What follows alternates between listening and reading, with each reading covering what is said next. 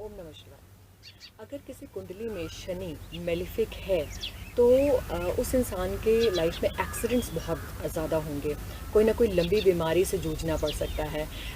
दांत से related issues हो सकते हैं। सुसाइडल टेंडेंसीज यानी कि सुसाइड करने का मन करेगा, अकेले रहने का मन करेगा, अकेलापन ज़्यादा उस इंसान को पसंद आएगा। डिस्टॉर्टिस की प्रॉब्लम हो सकती है।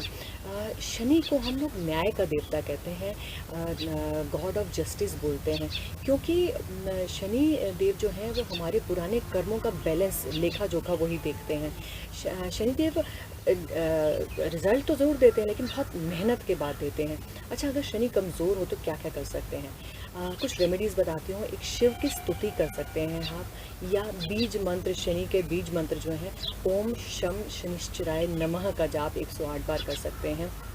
या शिव जी के मोक्ष मंत्र का जाप कर सकते हैं, ओम त्र्यंबकम यजामहे सुगंधिम पुष्टिवर्धनम उर्वारुकमिव बंधनात् मृत्युर्मोक्षयमामृतात्। इसका जाप आप 108 बार कर सकते हैं। सबसे अच्छा उपाय एक है कि गरीबों की आप मदद करें।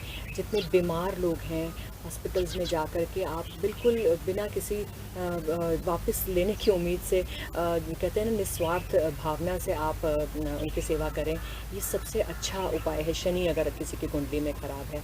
एक चीज़ और आप कर सकते हैं कि आप काले रंग की दाल का दान कर सकते हैं और ब्लू सफ़ायर पहन सकते हैं उंगली में। अच्छा, शनिवार के दिन आप नीले कपड़े पहन सकते हैं, ये बहुत ही अच्छा होता है जिसका शनि कमज़ोर हो।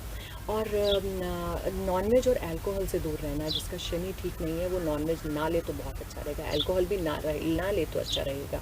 तो छोटी छोटी चीज़ें हैं जिनको अपना करके हम शनि के असर को कम कर सकते हैं।